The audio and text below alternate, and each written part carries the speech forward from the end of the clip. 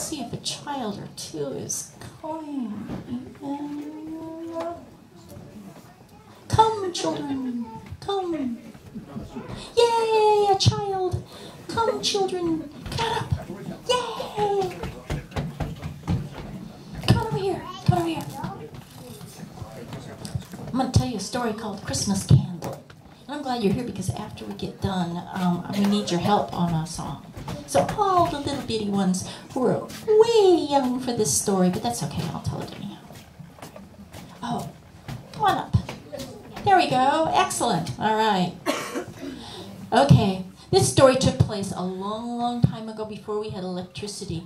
Imagine, see the old town a long time ago, and imagine it was dark and there weren't any street lights or anything, and the only thing that you had to light your way was a little lantern that had a candle on it. Well, there was a guy who was coming home. He was coming from another town. He's a young man who was coming home from Christmas, and he had on his really nice jacket and he had on his backpack. But his light was getting low, and he thought, oh, I better get a couple more candles, otherwise if this goes out, it'll be totally dark and I won't be able to find my way home. So he saw a candle shop right up ahead. Oh, there was a beggar in the way. You know what a beggar is? No. A beggar is somebody who's saying, I want food, could you give me some money? I don't have anything. He said, oh, get out of my way. And he pushed the beggar aside, and he went into the shop, and he says, I need some candles. Not those big fancy candles, just candles for my lamp here. And the man said, well, I don't know, these are Christmas candles. I'm not sure you want those. And he said, yeah, I do. I just want these. I've got money. I'll pay for them. Here, how much do you want? And the guy said, not sure whether that's really what you want. All I need, he says, some way to illuminate my way. Ah, said the man, you may get more than you bargained for. These will definitely illuminate your way. So the young man put down his money, and he took a couple of the candles, and he stuck one into his lantern. He lit it, and off he went down the road. It was still pretty dark down this road. And he saw a man ahead. He thought, oh, maybe it's a robber. But he got close, and it wasn't a man. It was a woman, an old woman, and she looked really cold. He pulled his lamp up, and it was his mother. And she didn't have a coat on or anything. She said, I'm so cold. And he said, Mother, what are you doing here? Here, take my coat. Good heavens, why are you out here? And he put his coat around her, and she's baited back. And as she baited back into the dark, he saw it wasn't his mother at all. It was somebody else he'd never seen before.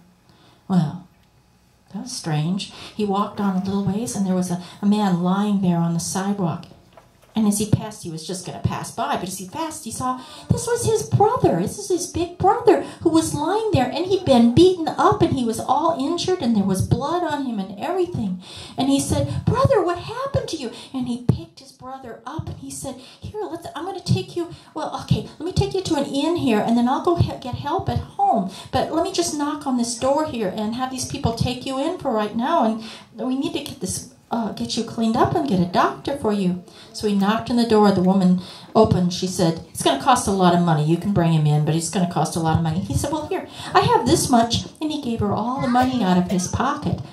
But it wasn't enough. And she said, you can't just give me a little bit of money to keep him here. He's very badly injured. The young man said, well, here, take my backpack, and gave him the backpack. I'll come back.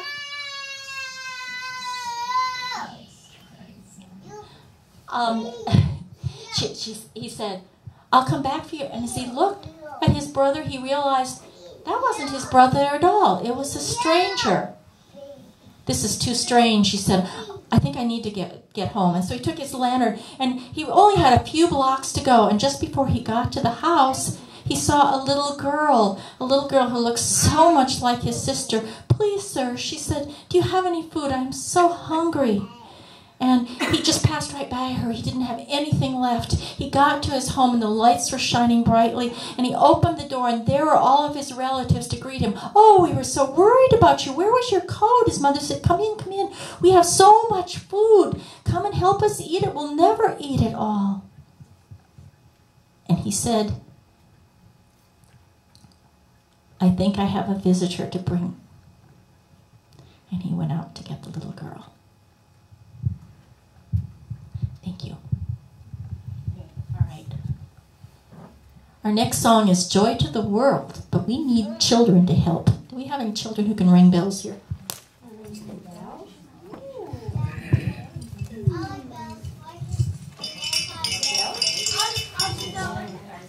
How about this one? Would you like this one right here? Come get this one.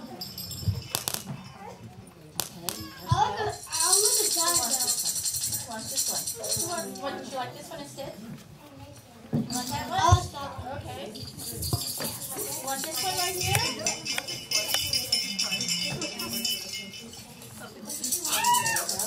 And I've also got one more here. Who needs one more? Anybody else need one?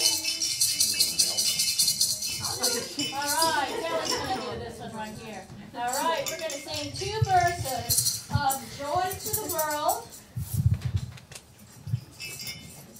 Let's see if we can get Joy to the World. Joy to the world, the Lord is come.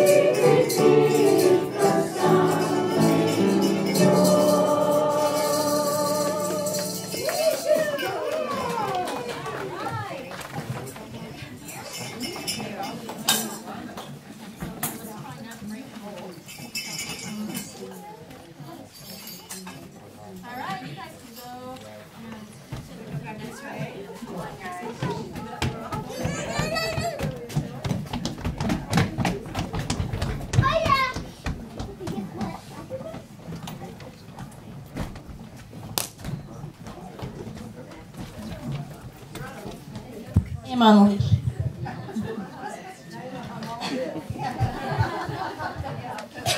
That's as far as I... Charles Dickens. Let's see if I can get this to go again. Yay, it's working. Charles Dickens is known sometimes as the man who invented Christmas. He's sometimes called that. There's this great book, Man Who Invented Christmas. He didn't invent Christmas. However, he did invent a lot of the way that we celebrate it. At the time that... Whoa! Thank you.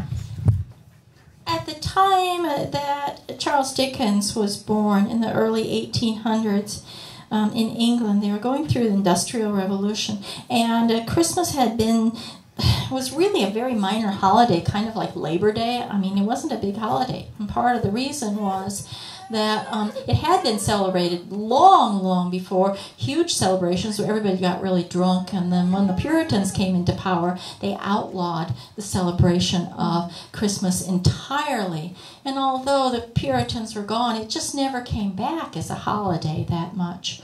So Charles Dickens drew on some of his memories and also some of his imagination to invent the way that it ought to be. Now, Charles Dickens was not born poor. His father was a clerk, kind of like Bob Cratchit and Tiny Tim's father. He was paid a little bit more than that, but not enough more. When Charles was 12 years old, his father was sent to debtor's prison. And back in those days, your whole family went with you. And this was not a nice little pleasant prison. This was a really horrible prison. So the father and mother and all the children except for Charles went to prison for quite a long time. And Charles was put to work working in a blacking factory where he filled little bottles with boot black. He worked there for 3 years, and the conditions were terrible and the hours were long. So when he wrote his stories about children who were hungry and children who were exhausted, he was speaking from his own experience. It wasn't just imagining on what this might have been like. He wrote the story, The Christmas Carol, when he was a young man. He had joined the Unitarian Church, although he never was much of a churchgoer. He had joined the Unitarian Church, and although he never really was active in it, he was a humanist for the rest of his life. He wrote Christmas Carol, probably the most perfect of his books, and in it, he talks about how Christmas should be. He makes it very clear he feels the poor are not suffering from their own sinful nature. What they need to be saved from is economic oppression. They needed food and access to knowledge, not lectures on morality or promises of eternal life. The Ghost of Christmas Present introduces Scrooge to what he calls the children of men. And many of you remember the scene from many movies. The children, two children are crouched at the ghost's feet, wretched, abject, hideous, and miserable. The boy, he says, is ignorance. The girl, want. Beware them both, says the ghost, and all their degree. But most of all, beware the boy, for on his brow I see that written which is doom, unless these writings have been erased. The ghosts who are suffering in this story, were like his partner, Scrooge's partner, and other obviously very unhappy ghosts, are not suffering because of original sin. They are not the wretched of the earth, but they are those who turned their back on the poor or used them for their own purposes. Dickens makes the case that the focus of this holiday is to celebrate the birth of a poor child who preached peace and love. The purpose of this holiday was to teach us to help each other, to look on each other with empathy, and to find joy in the company of friends and relatives. So let us sing a song that would have been well known long before Dickens, before the Puritans, and probably in one form or another, even before Christianity. Deck the Halls.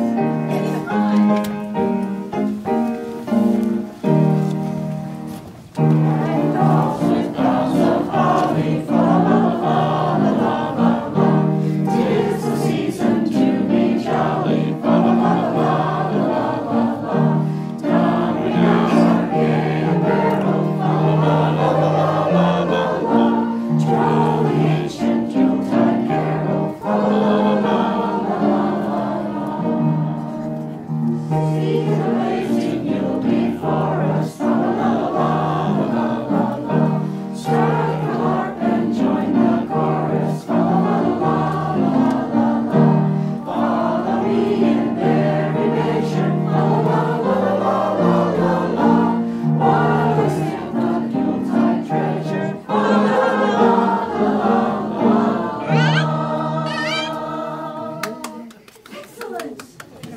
Let's listen to the choirs.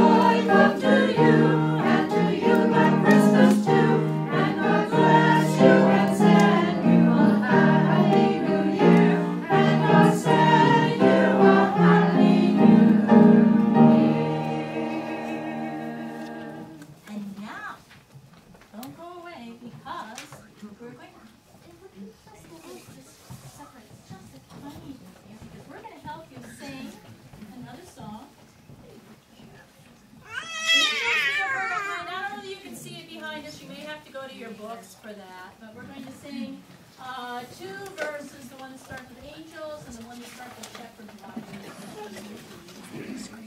Shepherd's watch.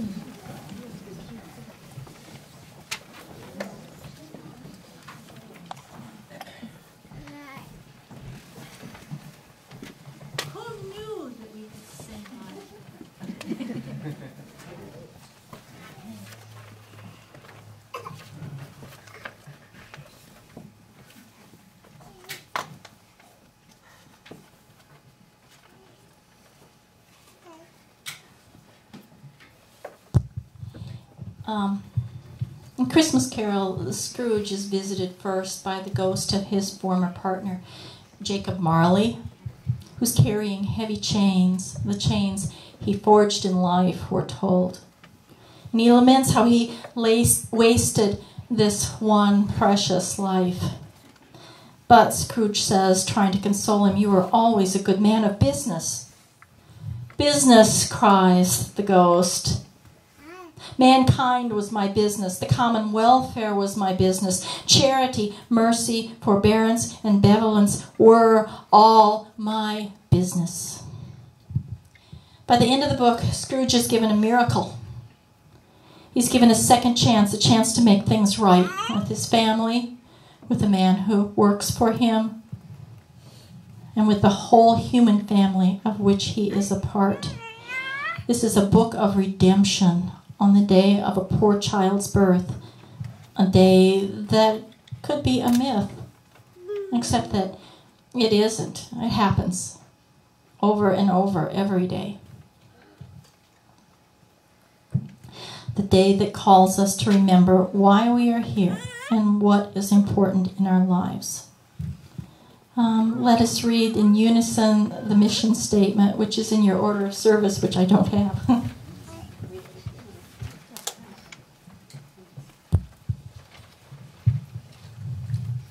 Somewhere in here. West Valley Unitarian Universalist Church provides a safe place to celebrate diversity, draw inspiration for our lives, foster social and environmental justice, and compassionately support each other in our spiritual searches.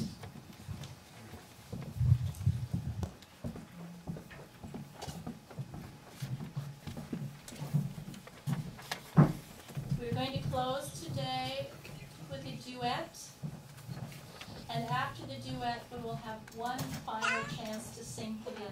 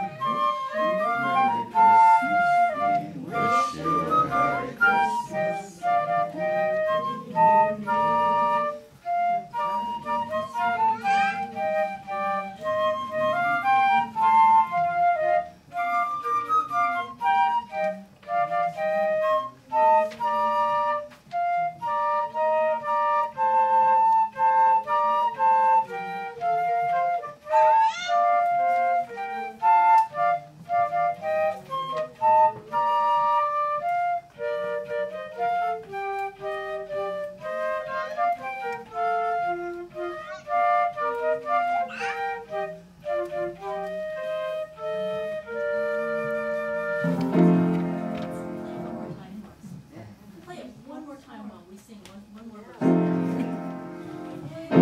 Wish you a Merry Christmas. We wish you a Merry Christmas. We wish you a Merry Christmas and a Happy New Year. The tidings we bring to you and your kids. Good tidings for Christmas and a Happy New Year.